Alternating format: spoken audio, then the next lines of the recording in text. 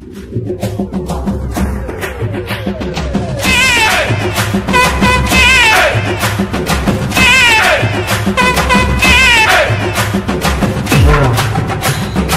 hello guys, welcome back to my channel. நானும் vlogger. இன்னைக்கு வியாழக்கிழமை விடிஞ்சா வெள்ளிக்கிழமை. ஸோ வெளிநாட்டில் இருக்கிற எல்லாருக்கும் இந்த வெள்ளிக்கிழமை வர்றது வந்து ரொம்ப ஒரு ஹாப்பியான ஒரு டைமு. ஏன் ஹாப்பியான டைம் அப்படின்னா, ஸோ லீவ், இந்த ஒரு நாள் லீவுக்காக தான். ஸோ எனக்கு காலைல 8 மணி டியூட்டி போகணும். எனக்கு நாளைக்கு லீவான்னு கேட்டால் இல்லை, 8 மணி டியூட்டி வந்து 1 மணிக்கு மாற்றி வச்சுட்டாங்களா. ஸோ அதனால் கொஞ்சம் ரெஸ்ட் எடுக்கலாம். அதுவும் இல்லாமல் நம்ம சப்ஸ்கிரைபர்கிட்ட பேசி ரொம்ப நாளாகுது, வீடியோவும் போடவும் முடியல. யார் வச்ச கண்ணுன்னு தெரியல. 8 மணி நேரத்தில் இருந்த என் டியூட்டி இப்போ 12 மணி நேரம் 14 மணி நேரம்னு போயிட்டுருக்கு. இதுக்கு முன்னாடி நல்லா தான் இருந்தேன்.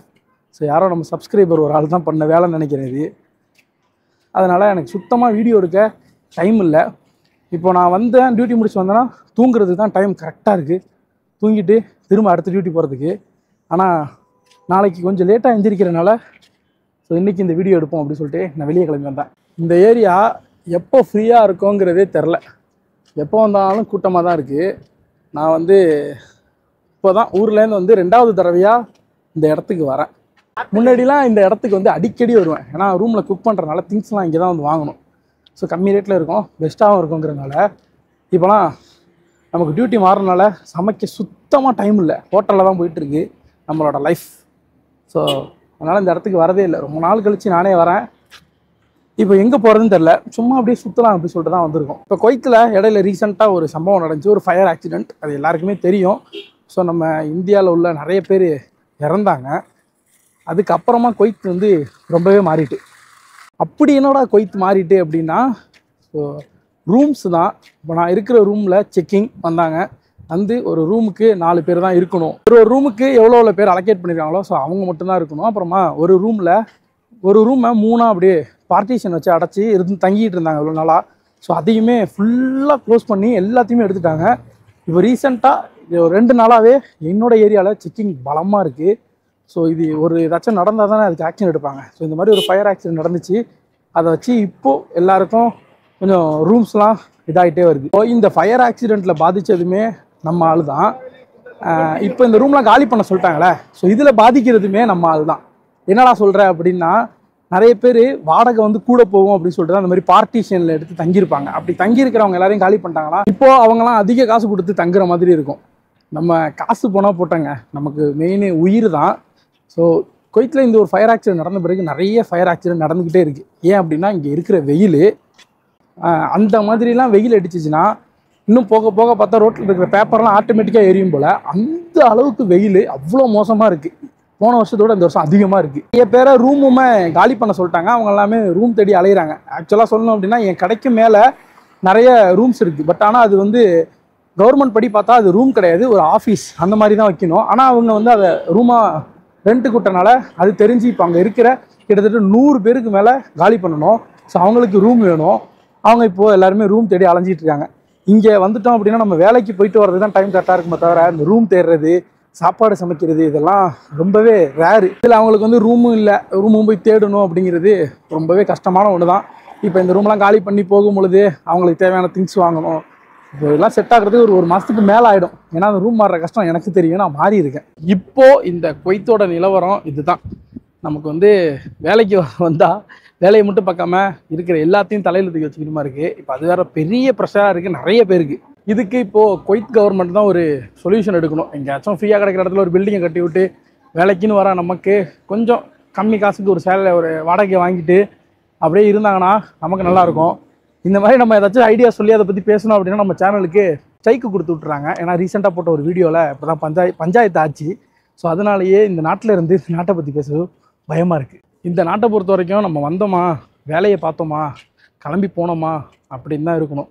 மற்றபடி இதை பற்றி சொல்கிறது, அதை பற்றி சொல்கிறேன் அப்படின்னு நம்ம ஏதாச்சும் சொன்னோன்னா ஒரு சில நேரம் அது அக்செப்ட் ஆகும், ஒரு சில நேரம் அது நமக்கே ரிவீட் அடிச்சிடும். ஸோ அதனால் நம்ம பேசுகிறது எல்லாத்தையும் கொஞ்சம் பார்த்து பேசணுமா வேறு இருக்குது. இப்போ நம்ம அப்படியே சுற்றி ஈத்திட்டு போய் சாப்பிட போகிறோம்.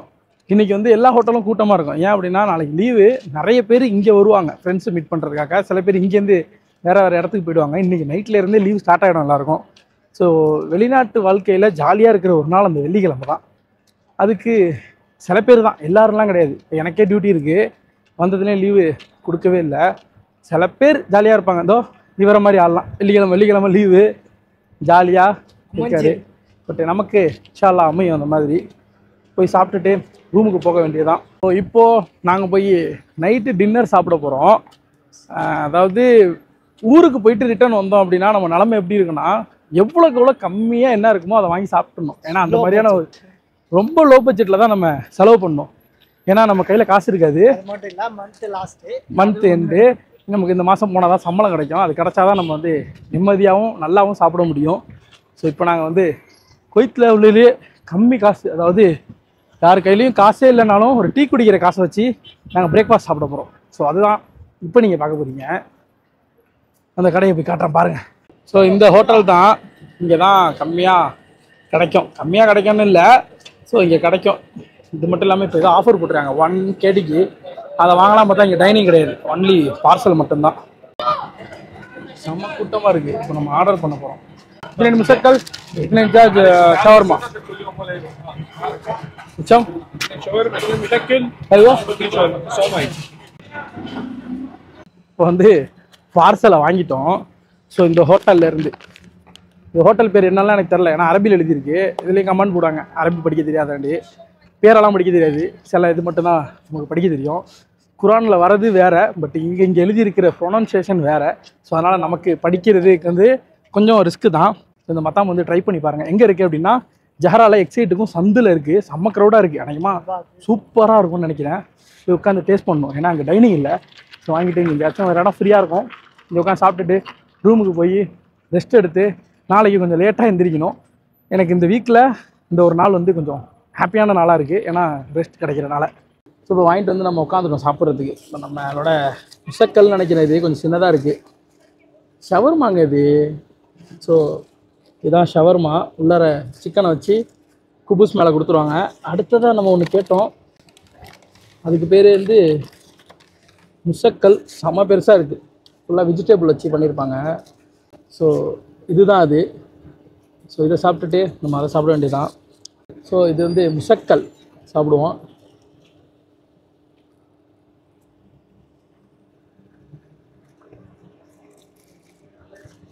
குபூஸ் உள்ளார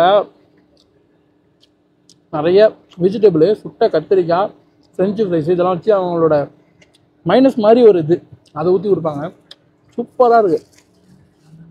அதுவும் இந்த சூடோடு சாப்பிட்றது வேறு லெவலு. ஒருவேளை இந்த டேஸ்ட்டு தான் இங்கே கூட்டம் அவ்வளோ நிற்கிதுன்னு நினைக்கிறேன். நம்ம நெக்ஸ்ட்டு ஷவர்மா ட்ரை பண்ணிடுவோம்.